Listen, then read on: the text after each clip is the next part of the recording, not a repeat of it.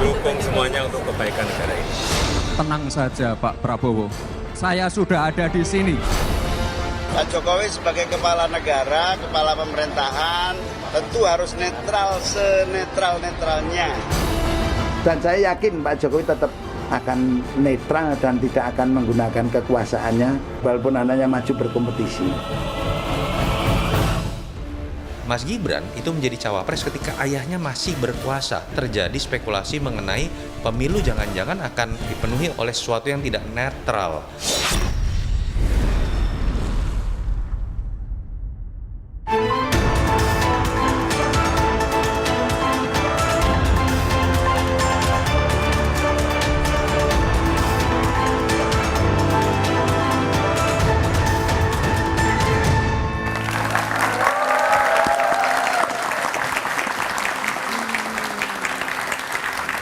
Selamat malam saudara, putra sulung Presiden Jokowi, Gibran Raka Buming Raka akan ikut berlaga di Pilpres tahun depan.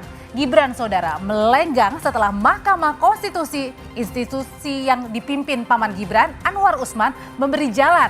Banyak yang meragukan netralitas Presiden Jokowi pada Pilpres 2024 nanti. Meski Jokowi sudah berjanji, namun banyak yang masih sanksi. Karena faktanya di lapangan ternyata tak sesuai dengan apa yang dijanjikan. Pertanyaannya, akankah Jokowi bisa bersikap netral dan imparsial pada Pilpres 2024? Atau sebaliknya, Jokowi akan memanfaatkan kekuasaan untuk memastikan kemenangan Prabowo Gibran? Kita akan membahasnya malam hari ini bersama dengan sejumlah narasumber. Sudah bergabung bersama kami, ada Masinton Pasaribu, politisi PDI Perjuangan. Ya, malam Pak Andre. Rumadi Ahmad Tenaga Ahli Utama KSP. Selamat malam. Selamat malam Pak Rumadi. Muhammad Iqbal, juru bicara PKS Partai Keadilan Sejahtera. Selamat malam Mas Iqbal. Dan yang terakhir ada Mas Yadi Suryadi Putra, juru bicara Partai Gelora. Selamat malam. Salam Gelora. Dan di studio Menara Kompas kita juga tidak berlima, tetapi kami juga kehadiran teman-teman mahasiswa dari Politeknik APP Jakarta, UIN Jakarta, UPN Veteran Jakarta, Universitas Budi Luhur, dan Politeknik Negeri Jakarta. Dan saudara, inilah Dua Arah, saya Audrey Chandra.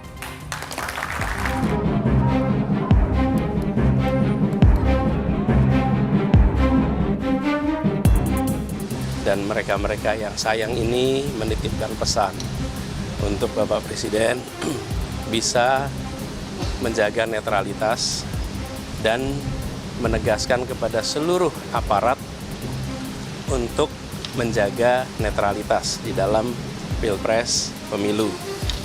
Yuk kita jaga bersama-sama pemilu ini damai, para aparaturnya betul-betul imparsial, semua bisa berjalan dengan fair dan kita bisa saling menjaga. Ya, kita semua ingin pemilu yang baik, yang lancar, ya, yang jangan ada. Saya kira kita menuju ke sana semuanya. Kita berharap seperti itu semua. Rakyat berharap ya.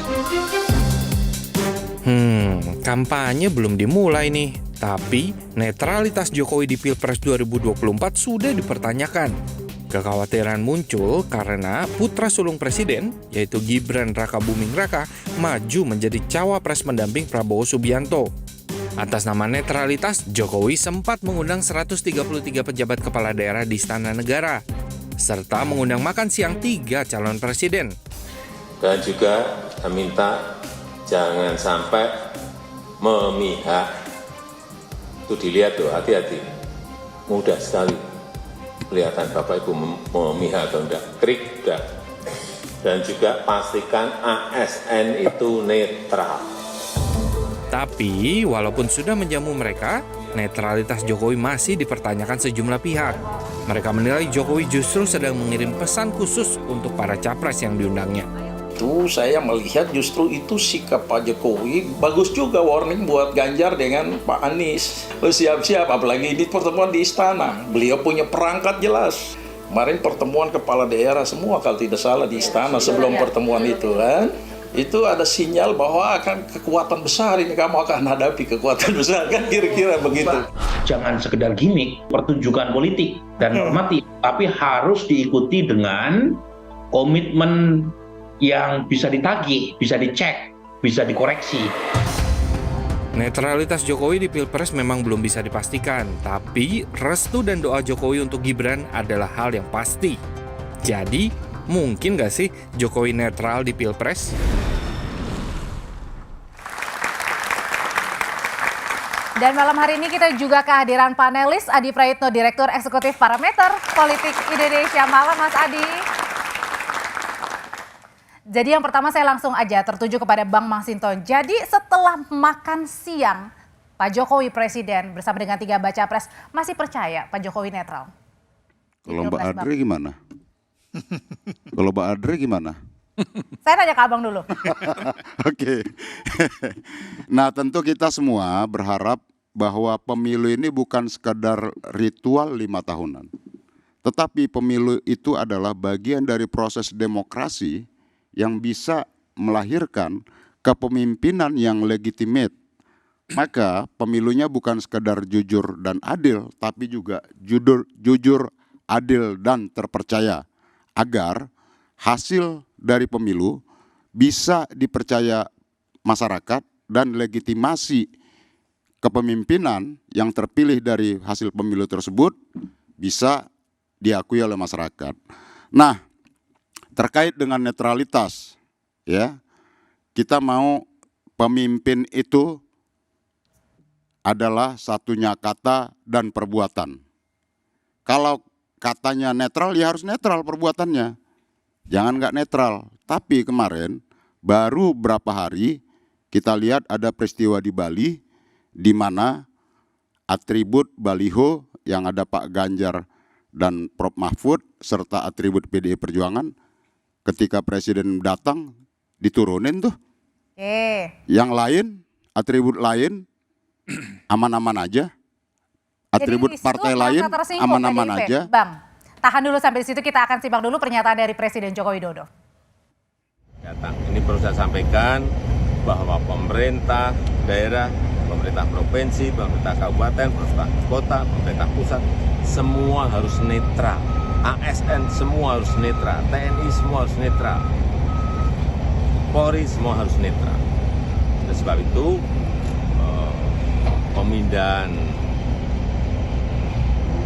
beberapa atribut partai-partai itu mestinya pemerintah, kabupaten dan kota serta provinsi minta izin kepada pengurus partai di daerah, berkomunikasi dengan pengurus partai di daerah.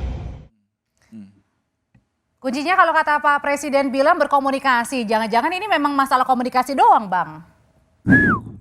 Apa tuh artinya? Top kalau itu bisa. Berarti benar miskom itu maksudnya. Implementasi ke bawahnya itu dijalankan, itu akan menjadi top kalau kemudian tidak ada ikut campur ya tangan-tangan kekuasaan gitu. Kita appreciate kalau begitu. Nah, tapi kita lihat ya yang viral di media sosial, wakil menteri desa tuh. Ya kan mengarahkan dukungan. Nah, fakta-fakta ini kan sudah melihat bahwa sudah ada nih pemanasan-pemanasan, pendahuluan-pendahuluan, ya ketidaknetralan itu. Oke. Begitu loh. Tahan dulu sampai di situ, Bang. Saya tanya ke Bang Suryo kalau gitu. Bung Suryo, ini sebenarnya PDI Perjuangan yang lagi baper nih, atau gimana yang dilihatnya? Jadi kalau Bung Sinton ini kalau kata orang kampung saya di desa Lamenta, Kecamatan Empang, Sumbawa itu mati leak katanya. Keren orangnya. Jadi gini loh Bung hari ini komposisi capres itu adalah komposisi capres yang paling sempurna. Ketiga pasangan capres ini sama-sama cerdas, sama-sama punya track record yang baik, di backup oleh kelompok pendukung yang kesemuanya ada menterinya di kabinet tuh. PDIP di kubu Pak Ganjar Mahfud paling banyak tuh. Ada 5 dari PDI, ada 2 dari P3, ya kira-kira 7 lah dari sebelah sana. Di kubu Amin juga demikian. Dari PKB dan dari Nasdem ada menterinya. Kalau kita lihat nanti Bang, kita dari KSP melihat bagaimana posisi presiden di dalam birokrasi. Beliau di dalam undang-undang hanya disebut sebagai pengelola keuangan negara. Itu tanpa otoritas itu. Yang punya otoritas itu adalah penguasa anggaran. Oke, jadi pertanyaannya balik lagi, kalau dalam pencopotan baliho itu hanya miskomunikasi atau apa yang dilihatnya? Enggak, itu justru menunjukkan netralitas Pak Jokowi bahwa di dalam radius wilayah acara Pak Jokowi tidak boleh ada atribut siapapun, itu clear itu. Oke, jadi artinya masalah komunikasi itu. Iya. Oke, tahan dulu sampai di sana, saya mau tanya. Yang jadi Mas soal Iqbal. kan, oke, kalau itu harus steril, harus Udah nggak sabar Bang. atribut partai lain juga dicopot, begitu loh. Itu namanya netralitas. Mas Iqbal. Ya, saya kira kita nggak bicara baliho itu masalah kecil lah ya. Dan karena pada prinsipnya dalam teori-teori filsafat sekalipun, nggak ada tuh namanya manusia yang netral, nggak ada. Apalagi ada anggota keluarganya yang maju. Anak kandung lagi, bukan anak angkat. Mas Gibran ya maksudnya Iya. ya. Dan tentu saja sudah pasti ada kecenderungan. Dan ditambah lagi dengan indikator-indikator. Pergantian Panglima, pergantian Kasat, mau pergantian Panglima, pergantian beberapa menteri, mengumpulkan pejabat kepala daerah yang itu memang benar-benar bukan dipilih rakyat, tapi ditunjuk. Ini tentu saja membuat rakyat akan semakin khawatir dengan kualitas demokrasi kita. Sekarang indeks kualitas demokrasi kita sangat menurun. Kenapa? Karena tadi banyak sekali aturan-aturan yang dilanggar, banyak sekali tata kelola kenegaraan yang tidak bisa dijalankan dengan baik. Kami tentu saja mengkhawatirkan sekali. Makanya Pak Anies ketika diundang Pak Jokowi, dia ngomong langsung. Netralitas presiden itu yang ditunggu. Kenapa? Karena rakyat sekarang sudah muak dengan berbagai perilaku-perilaku yang menjurus kepada kembali berkuasanya kolusi-kolusi dan nepotisme. Jadinya nggak yakin kalau misalnya Pak Jokowi akan netral? Nggak mungkin lah, 2024. nggak mungkin itu. Bohong itu kalau mengaku netral. Itu hanya bagian dari gimmick-gimmick aja. Oke, gimmick katanya Bang Suryo. Netralitas itu kalau kita lihat secara bahasa ya, itu antonimnya itu adalah subjektif. Dia memihak. Semua orang menyadari ada kemungkinan netralitas itu di-abuse. Untuk itulah kemudian kita membuat lembaga pengawas. Hadirnya Bawaslu, hadirnya DKPP, itu untuk menunjukkan bahwa kita waspada dengan netralitas. Cuma dalam kesadaran bahwa ada kemungkinan permainan dicurangi, kemudian alamat kecurangan itu hanya dialamatkan kepada Pak Jokowi sebagai kepala negara, itu ngawur.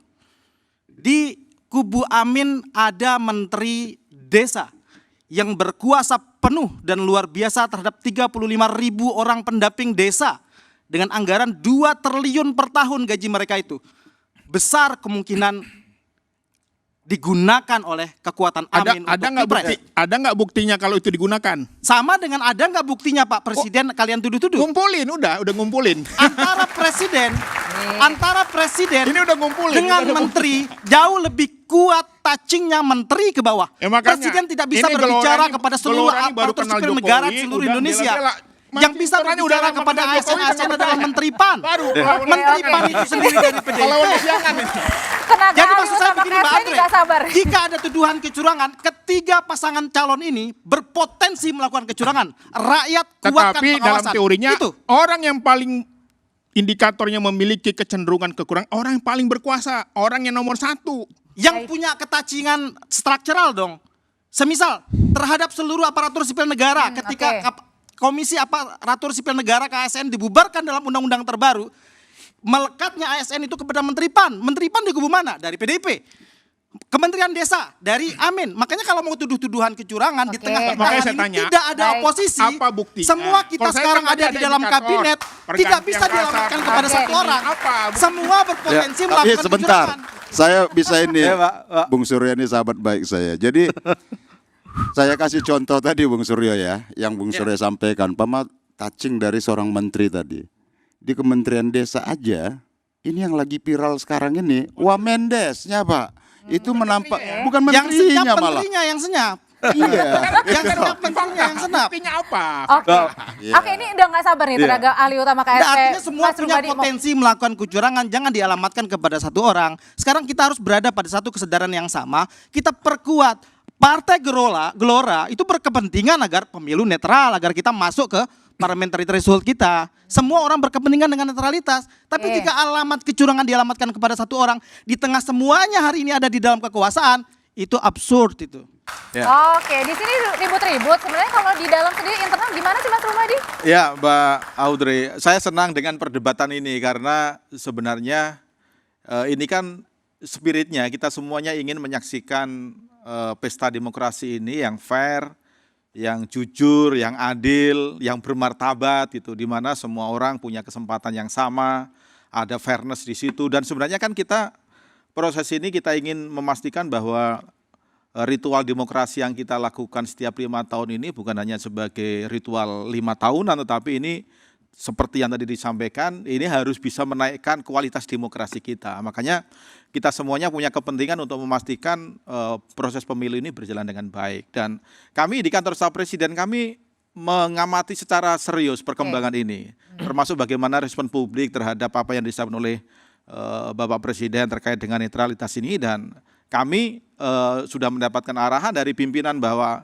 apa yang diarahkan oleh Presiden untuk memastikan netralitas ini akan kami tindak lanjuti dengan langkah-langkah yang lebih serius untuk memastikan unit-unit kerja yang memang mempunyai fungsi untuk melakukan pengawasan terutama terkait dengan ASN, dengan TNI, Polri itu bisa bekerja dengan maksimal. Termasuk dengan kemarin ini mengumpulkan PJ gubernur itu? Ya, kalau yang terkait dengan PJ gubernur, pertama soal PJ gubernurnya itu kan sebenarnya bukan kehendak dari presiden itu sendiri karena memang. Tapi pertanyaan mungkin kenapa dikumpulkan PJ-nya aja? Ya justru inilah saatnya untuk memberikan guidance kepada PJ itu supaya dia bisa berfungsi dengan maksimal dan tidak, istilah presiden itu tidak miring-miring. Itu karena kalau ketahuan dia miring-miring dengan calon, dengan partai tertentu, presiden punya kewenangan langsung untuk segera mengganti orang itu tanpa harus ada efek-efek politiknya. Justru ini adalah satu momen yang sangat penting di mana presiden memastikan PJ ini jangan sampai dia mengambil langkah yang keliru, yang justru kemudian menjadi persoalan dengan netralitas itu. Artinya Bang Masinton aja yang tahan dulu, Mas Iqbal. Nggak percaya. Kita masih ada segmen lagi. Tahan dulu Bapak-Bapak, nanti usai jeda juga saya akan mau tanya ke Mas Adi nih. Kalau misalnya tadi ada suara-suara kalau pengumpulan PJ Gubernur, kemudian juga ada Wamendes begitu ya. Nah ini pertanyaannya sebenarnya gimana nih sekarang ini ya menghadapi Pilpres 2024? Usai jeda tetaplah bersama kami di Dua Arah.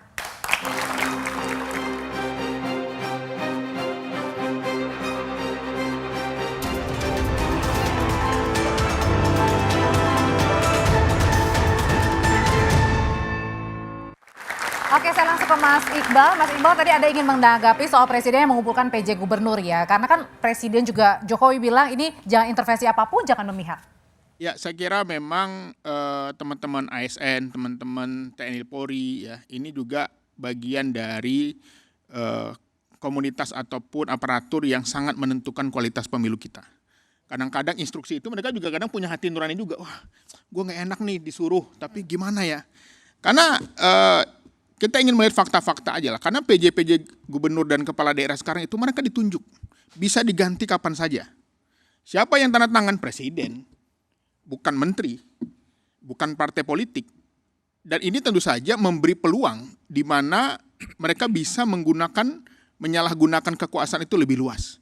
Beda kalau kepala daerahnya dipilih oleh rakyat. Mereka tentu saja punya independensi. Tetapi kali ini sampai September 2024, kepala daerah itu adalah orang yang ditunjuk. Dan itu tentu saja potensi untuk melakukan, menyalahgunakan abuse of power yang sangat besar. Yang kedua, ya tadi misalnya contoh pergantian menteri, pergantian kasat atau panglima sebentar lagi. Yang itu juga dipilih orang-orang dekat Pak Jokowi. Yang ini tentu saja juga terindikasi. Kita indikasi nyata-nyata aja.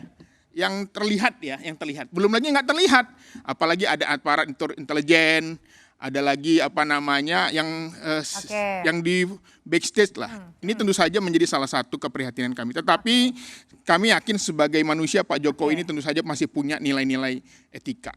Beliau bisa berubah, bisa tetap netral, tapi dengan kontrol masyarakat. Kami mengajak LSM, para pengawas, para mahasiswa, tetaplah kritis, tetaplah bersuara, jangan diam. Oke, tadi ada dugaan abuse of power-nya, Mas Rumadi. Ya, kemungkinan orang yang berkuasa melakukan abuse itu ada di mana-mana. Kita sudah bisa menyaksikan lah, mau dia dipilih rakyat langsung, mau dia PJ, kemungkinan dia melakukan abuse itu ada. Itu makanya sedapat mungkin sistem itu diperkuat.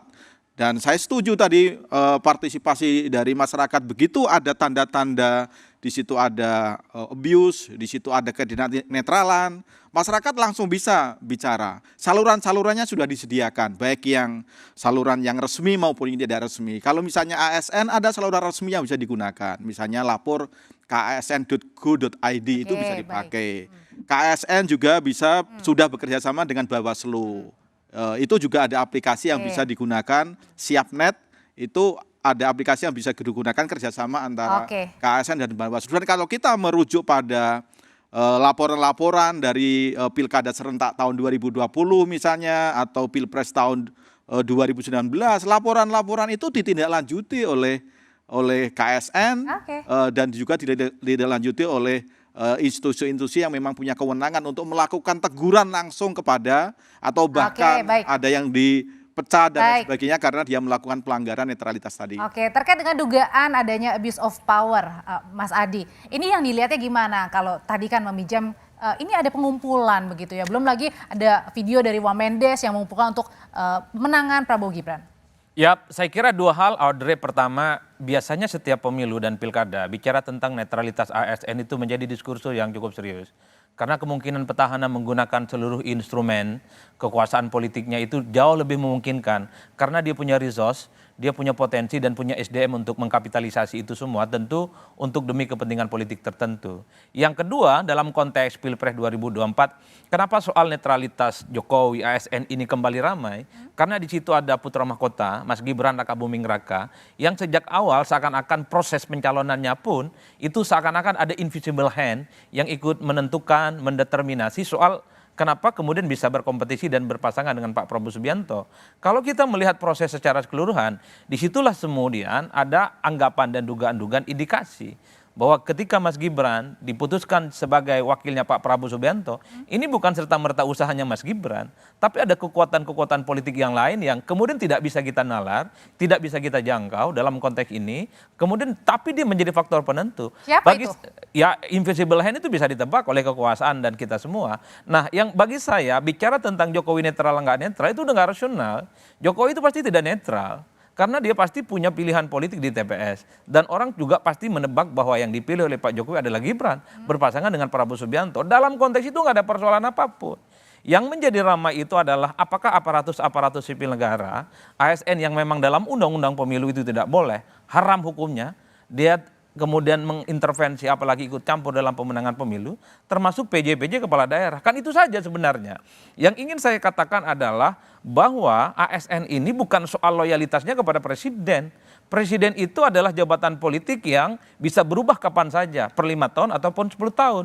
Mestinya ANS itu punya integritas, dia tegak lurusnya pada negara. Jadi nggak peduli siapapun presidennya, dia disumpah, dia dikaji hanya untuk kepentingan bangsa. Sekalipun. Betul, kepentingan bangsa dan negara.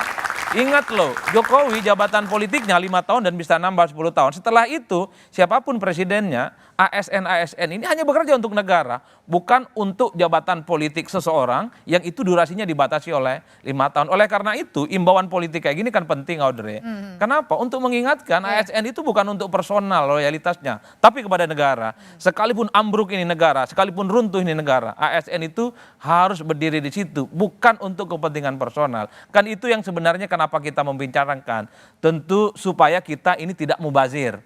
Buang-buang waktu 5 tahun selalu ada pemilu, tapi kualitas demokrasi itu kan nggak naik-naik.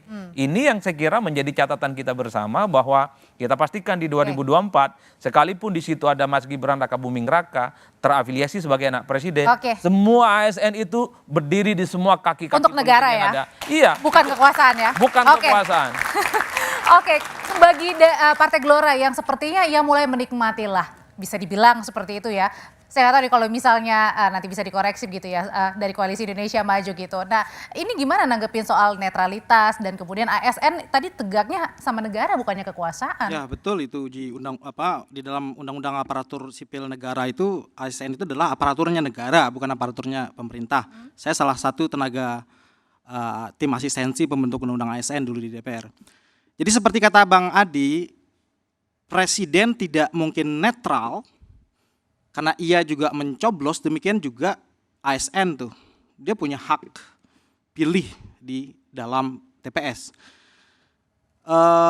Satu hal yang ingin saya stressing adalah bahwa jika gerak tanduk Pak Jokowi dihubung-hubungkan dengan penggunaan aparatur negara untuk pemenangan Prabowo, itu yang saya kritik keras. Di tengah ketiga-tiganya semua sekarang adalah sedang menjadi anak buahnya Pak Jokowi, gitu loh. Semuanya berada di dalam kekuasaan tanpa harus membela Pak Jokowi dalam acara memanggil PJ, karena sesungguhnya Pak Jokowi itu adalah satu KTA sama Pak Sinton itu masih anggota partai PDI Perjuangan tuh Pak Jokowi itu sampai hari ini kan, Pak Gibran juga. Tapi bahwa acara yang diadakan oleh Pak Jokowi kemarin itu adalah jelas dibuka untuk umum, live. Ada 3 yang di-stressing sama Pak Jokowi. PJ, hati-hati anggaran pemilu, KPU, Bawaslu kalian cairkan. Kemiskinan ekstrim, stunting, jangan cawe-cawe. Harus netral itu kan dibuka oleh Pak Jokowi. Sementara situasinya kayak maling teriak maling. Lempar batu sembunyi tangan. Yang senyap-senyap, yang justru direct dengan rakyat, yang justru pegang anggaran, pengguna anggaran itu kan di kementerian. Itu senyap, kalau Pak Jokowi dibuka semua. Yang saya mau katakan adalah Mbak, sekarang capresnya adalah Prabowo dan Gibran. Dituduh presiden tidak netral. Pemilu 2019, presidennya adalah Jokowi, capresnya juga adalah Jokowi. Jokowi tidak cuti karena presiden tidak boleh off. Tidak ada tuduhan netralitas di situ. Ini dari Gelora ini kayak pahlawan kesiangan. Tidak ada tuduhan netralitas ketika Jokowi adalah presiden dan Jokowi juga sekaligus sebagai capres. Wong Jokowi aja ngomong sekarang pengen cawe-cawe. Pak Jokowi sudah bilang sejak awal dia akan cawe-cawe. Cawe-cawe untuk kepentingan negara. Iya, dia tidak mungkin tidak mengontrol PJ agar dia tidak nyeleweng. Dia itu ingin kan pengertian terlibat cawe-cawenya dalam saat itu. penentuan siapa yang memenangkan. Itu arti cawe-cawe. Dia nggak akan membiarkan negara ini jatuh kepada calon yang dia tidak inginkan. Tapi waktu itu cawe-cawe bilangnya adalah sebelum Mas Gibran masuk. Sekarang Pak Jokowi kan tetap bergerak dalam kapasitas apa yang sudah lama sama Pak Jokowi. Ini nggak belain Jokowi. Kenapa? Yang ikut memenangkan Jokowi ini baru datang udah bela-bela ini. Saya nggak bela Jokowi. Oke Bang. Saya membela jika ini pahlawan kesiangan namanya. Tindakan presiden adalah sebagai tindakan menggunakan aparatur negara, menggunakan keuangan negara hanya untuk memenangkan salah satu calon yang sedang kami dukung. Sementara kalian juga berada di dalam kekuasaan. Itu misalnya Bong bilang perubahan apa? Kalau menteri-menterinya masih ada di dalam pemerintahan Jokowi, itu sama dengan ngeritik diri sendiri. Gua berubah, gua jadi menteri gitu. Gua tapi nggak mau keluar dari pemerintahan Jokowi itu gimana? Oke. Abang, artinya sekarang capres itu sudah lemparin visi misi. Harusnya kita tuh bedah otak capres gitu loh. Ya nggak bisa lah orang di depan mata orang mau berbuat nggak bisa kita biarin. Oke, Bang Masinton. Gimana nih yang udah tapi nggak ada substansinya kalau tuduh-tuduhan nggak bakal selesai. Tapi sekarang PDI kayaknya mesra ya dengan PKS ya. Kontestasi ide. Kita adu gagasan. Sekarang kayaknya mesra ya sekarang PDIP dengan PKS ya. Kalau yang netral itu setahu saya grup band. Ya kan Garuda di dadaku. Nah, semoga semua aparatur penyelenggara sipil maupun aparatur militer dan lain-lain, kepolisian, hukum, dia harus bisa berlaku netral, melaksanakan politik kenegaraan, bukan politik praktis. Maka netralitas itu penting. Nah, bahayanya ya kalau menggunakan tangan-tangan kekuasaan, ya melakukan abuse of power dalam konteks politik praktis, hati-hati, ya, jangan sampai terjadi pengulangan sejarah. Soeharto tahun 97 ya pemilu lalu beliau dengan partainya pada saat itu menang di atas 75% mayoritas tunggal. Tapi apa ya kemenangan itu menggunakan instrumen kekuasaan. Apakah rakyat bisa terima dengan hasil pemilu yang curang? Ternyata tidak. 97 dilantik, 98 kita bergerak semua dari mulai 97 juga menolak hasil pemilu itu. Ya, seluruh mahasiswa Indonesia bergerak pada saat itu. 98 Soeharto menyatakan berhenti. Artinya apa? Ketika ada kecurangan dalam proses pemilu, ya, usai pemilu emang rakyat bisa diam, terima hasilnya? Saya yakin tidak. Maka hati-hati dengan pengulangan sejarah, karena siklus pengulangan sejarah itu berlangsung 25 sampai 30 tahun. Kita harus jaga demokrasi ini secara baik. Pemilunya harus kita jaga. Kalau ada kecurangan, saya yakin seyakin-yakinnya rakyat tidak akan tinggal diam untuk menentang dan melawan kecurangan tersebut. Merdeka. Merdeka.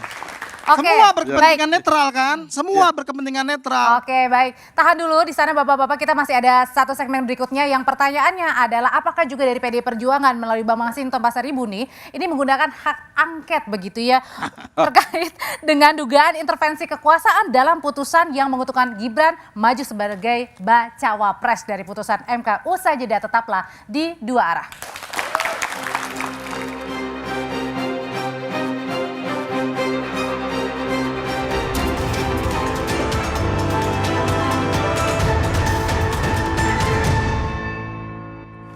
Jadi Bang Masinton soal hak angket nih, jadi yang sudah setuju siapa aja selain PDI Perjuangan?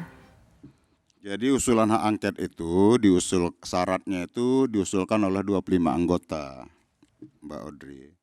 Syarat 25 anggota DPR RI itu lebih dari satu fraksi. Kemudian syarat itu terpenuhi disampaikanlah kepada dalam sidang paripurna untuk memperoleh persetujuan atau tidak disetujui. Jadi hari ini masih anggota-anggota, jadi bukan fraksi, masih anggota-anggota. Saya coba mendatangi teman-teman lain dari berbagai fraksi juga ya, untuk bersedia menjadi pengusul hak angket, sampai nanti terpenuhi 25 anggota tadi. Nah tentu hak angket ini banyak dipertanyakan, apakah ini menyasar putusan? Oh tidak, gitu loh, agar ini lurus semua ya. Hak angket itu adalah hak DPR untuk melakukan penyelidikan terhadap pelaksanaan suatu undang-undang. Satu item tuh, pelaksanaan undang-undang dan atau kebijakan pemerintah ya yang penting strategis gitu ya, dan berdampak pada kehidupan masyarakat secara luas. Nah, tentu ya penggunaan hak angket ini dibatasi, dia tidak masuk kepada ranah yudisial. Gitu, yudisialnya Mahkamah Konstitusi, artinya itu apa? Ranah yudisialnya putusan itu. Nah, jadi kita ini bernegara berkonstitusi. Karena kita bernegara ini berkonstitusi, kita berdiri di sini, bicara di sini karena jaminan dan perlindungan konstitusi, maka konstitusi ini sesuatu yang kita tidak boleh permainkan ya untuk pragmatisme politik sempit tadi itu. Nah, untuk itu, kenapa situasi hari ini saya melihat bahwa runtuhnya satu wibawa kelembagaan yang namanya Mahkamah Konstitusi yang seharusnya dia menjaga dan membentengi konstitusi kita dari penyimpangan-penyimpangan untuk kepentingan pragmatisme politik sempit tadi. Oke, kalau gitu Bang Suryo setuju dengan adanya penggunaan hak angket? Memang Bung Sinton ini kalau mikir itu out of the box. Memang dia keren kemarin di DPR itu, di paripurna berdiri, bahkan pimpinan paripurnanya Bu Puan, itulah kerennya Bung Sinton sejak mahasiswa dengan bendera rakyat kuasanya memang selalu leading itu. Kami Partai Gelora dari Sabang sampai Merauke hari ini sedang bertempur di Pileg dan akan segera gabung dengan Mas Sinton di parlemen. Untuk itu tentu kami menghargai pikiran-pikiran yang melakukan penguatan terhadap hak-hak DPR. Jadi setuju dengan aja tadi ya penggunaan. Cuma ada catatannya Bung Sinton. Memang ketika dulu Bung Sinton mengajukan angket terhadap KPK itu terjadi perdebatan dan melahirkan dua putusan di Mahkamah Konstitusi tentang apakah KPK menjadi objek angket dan apa saja yang menjadi objek angket DPR. Ini penting saya stressing sedikit. Balik lagi kita ke substansinya. Iya.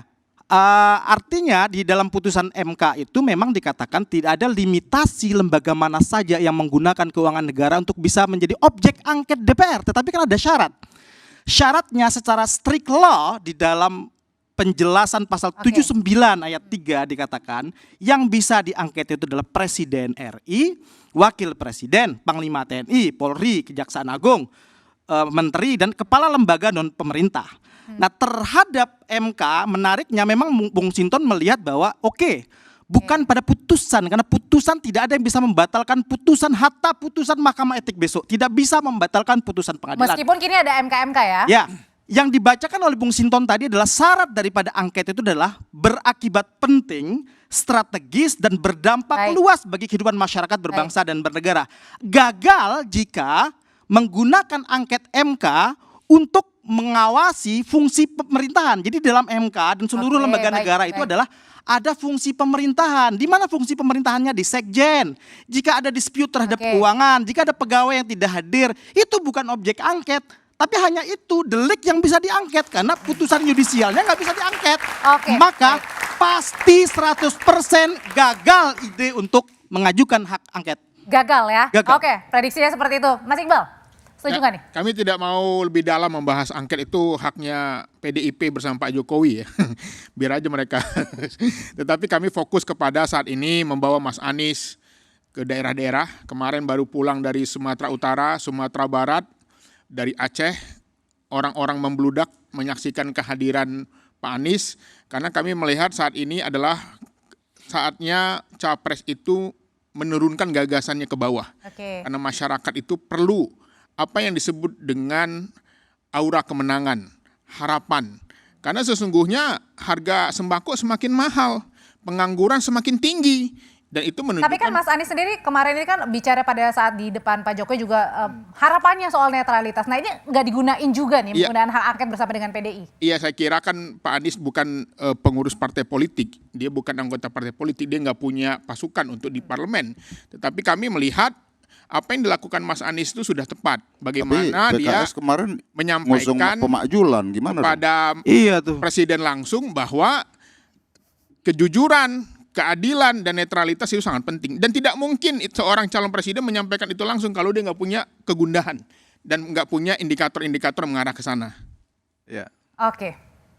Mas Yusani? Saya juga tidak mau masuk untuk urusan angket. Saya ingin menyaksikan aja nanti ujungnya kemana ini bola ini gitu. Karena itu hak DPR yang memang harus dihormati. Sejauh memang itu diatur oleh undang-undang dan ada jalannya ya nanti kita saksikan. Tetapi saya senang dengan mekanisme kontrol seperti ini. Baik, angket itu kan pada hakikatnya kan mekanisme kontrol. Sama seperti soal netralitas tadi itu.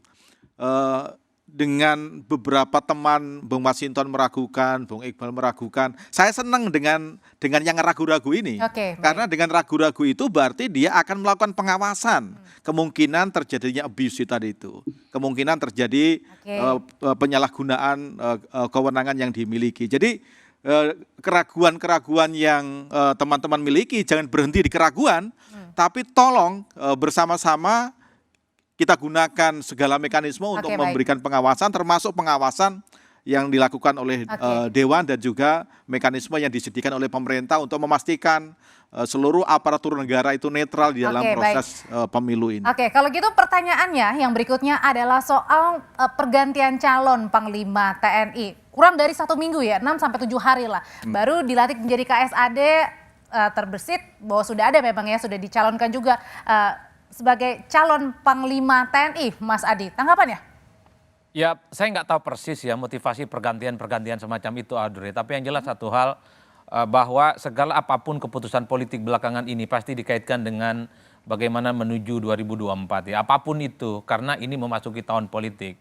Termasuk soal hak angket yang disampaikan oleh Mas Hinton. Saya memahami betul ini sebagai ekspresi kemarahan dari Mas Hinton sebagai kader PDIP yang merasa ditinggalkan, didolimi, dan seterusnya, dan seterusnya. Selain hak-hak konstitusional, oleh karena itu setiap suksesi kepemimpinan, suksesi pejabat-pejabat publik yang belakangan ini kan ramai dibicarakan. Bukan hanya di media sosial, tapi di grup-grup WhatsApp, itu muaranya adalah bagaimana untuk memuluskan langkah politik dan memenangkan kelompok tertentu, kan itu yang ramai. Saya tidak mau berhenti ingin mengatakan bahwa aparatus sipil negara, ASN, itu hanya bekerja untuk negara, bukan buat orang. Mereka berjanji dan bersumpah di atas kitab suci gitu ya, bahwa mereka itu akan tegak lurus untuk kepentingan bangsa dan negara, bukan orang. Jokowi itu orang, gubernur itu orang, masa jabatan politiknya bisa habis 5 tahun dan 10 tahun. Oleh karena itu ASN sekalipun dia bagian dari negara mestinya tidak tegak lurus pada orang tapi pada nilai-nilai kebangsaan. Oleh karena itu Audrey, karena saya ingin menyitir apa yang disampaikan oleh Jokowi, jangan ada yang miring-miring ASN itu. Kalau ada ASN yang miring-miring berarti dia membangkang. Dia membangkang Jokowi itu sendiri. Itu jelas. Yang kedua, selama tidak ada tindakan-tindakan tegas terhadap ASN, sepanjang itu juga kecurigaan-kecurigaan ASN sebagai instrumen kemenangan itu akan selalu muncul. Kalau cuma ditegur, kemudian diproses, Pak, endingnya nggak jelas, saya kira itu tidak akan ada muaranya terkait dengan kecurigaan itu. Kenapa? Kalau kita mau jujur, indikasi soal miringnya salah satu indikasi ASN itu kan jelas. Tiba-tiba di Bali, kemudian di Bukit Tinggi, ada benderanya Amin dituruni, di tempat yang lain ada bendera aman dan seterusnya. Ini kan tanda-tanda bahwa soal netralitas karena ada kalimat dari Pak Jokowi nih Mas Adi ketika di acara PJ Kepala Daerah yang disorot ketika disebut semua yang miring-miring bisa saya ganti setiap harinya. Anda merasa ini ancaman atau enggak? Nanti dijawab usai jeda berikut ini, tetaplah bersama kami di Doa.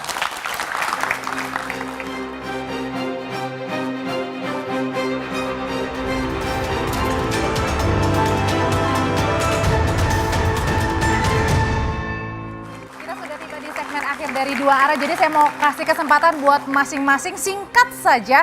Jadi menyambut dengan judul tema kita, Pilpres 2024, mungkinkah Jokowi netral? Ya, harapan kami adalah dari Partai Gelora agar pemilu itu lebih berkualitas dengan cara semua kita politisi menjadi public educator begitu loh. Ini 3 pasangan capres sudah melemparkan visi misinya. Visi misi itu adalah isi daripada otaknya. Adulah isi daripada otak capres-capres kita yang cerdas-cerdas itu. Terkait dengan netralitas, semua menjadi konsen bersama kita. Kepada rakyat, ayo awasi bahwa di ketiga pasangan capres ini ada uang negara, ada APBN. Semua kepasangan capres ini memegang dana APBN. Awasi itu semua dan itu semuanya potensi dicurangi. Terakhir, jangan lupakan pileg. Pilpres itu adalah orangnya yang akan kalian tuntut nanti melalui siapa? Dop kolektornya adalah anggota DPR. Jangan pesannya adalah awasi ya, terima kasih. Ya awasi dan jangan lupakan pileg juga karena mereka yang akan mengawasi presidennya nanti.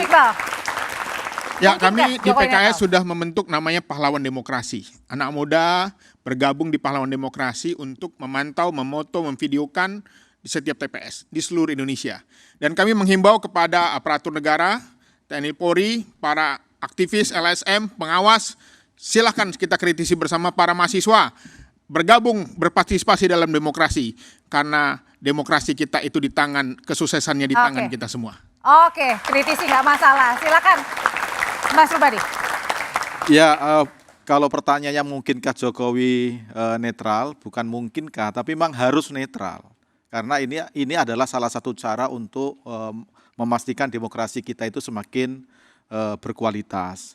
Kemudian kalau ada keraguan-keraguan apakah memang benar-benar presiden bisa netral atau tidak, menurut saya netralitas harus dibedakan dengan soal preferensi politik individu. Bahwa presiden punya preferensi politik itu hak beliau sebagai warga negara, tetapi yang kita ingin pastikan adalah kemungkinan adanya abuse, adanya penyalahgunaan kewenangan itu. Kalau masyarakat masih berani melaporkan, masih ada kontrol, saya kira kita masih punya harapan. Yang saya takutkan itu justru kalau misalnya ada abuse, semuanya diam, tidak ada yang berani ngomong. Ya? Gitu. Masih ada harapan. Harapan itu terus harus kita nyalakan. Ya. Bang Masinton. Ya, pemilu ini bukan sekadar persoalan menang kalah. Ya, maka pemilu ini harus kita jaga karena pemilu ini adalah ruang kontestasi demokrasi. Penyalahgunaan kekuasaan akan melahirkan perlawanan-perlawanan. Mereka. Baik. Mas Adi. Singkat, Mas. Ya, saya kira memang sudah sangat tidak relevan kalau kita bicara apakah Jokowi itu netral atau tidak ya. Saya tidak ingin membedakan Jokowi sebagai personal dan sebagai presiden. Jokowi tidak netral di 2024, minimal pilihan politiknya sudah ditebak. yaitu pastinya mendukung Gibran Rakabuming Raka yang sebagai pendampingnya Prabowo Subianto. Cuman yang menjadi problemnya adalah karena Jokowi adalah presiden, instrumen-instrumen kekuasaan politik yang semuanya itu haram hukumnya berpihak, itu tidak boleh dilibatkan dalam konteks pemenangan. Apapun itu, entah ASN, entah itu PJ Kepala Daerah dan seterusnya. Karena kalau presiden tidak netral menggunakan instrumen kekuasaan politiknya, satu, bukan hanya pemilu sudah kelihatan siapa yang menang. Yang kedua, ini tidak bagus buat kualitas demokrasi kita ke depan. Saya kira 2024 kita berharap, Audrey, pemilu yang kita hasilkan bukan hanya ganti orang, tapi kualitas demokrasi kita semakin mantap dan oke. Kan itu yang penting. Oke, terima kasih Mas Adi. Saudara, Pilpres 2024 bukan sekedar pertarungan, namun juga pertaruhan. Akankah oligarki dan monarki yang akan tegak berdiri atau kembalinya demokrasi yang hakiki dan terwujudnya cita-cita reformasi? Presiden Jokowi sudah berjanji akan netral dan imparsial. Aparatur sipil negara ASN juga diperintahkan untuk netral dan tidak menyalahgunakan kekuasaan juga jabatan untuk memenangkan salah satu pasangan. Akankah ini akan jadi kenyataan atau hanya angan-angan saja? Biarlah waktu yang akan membuktikannya. Saya Aude Chandra pamit, tetap saksikan Kompas TV untuk mengupdate informasi terkini terutama seputar pemilu hanya di Kompas TV, independen, terpercaya. Sampai jumpa, selamat malam. Terima kasih Mas Adi.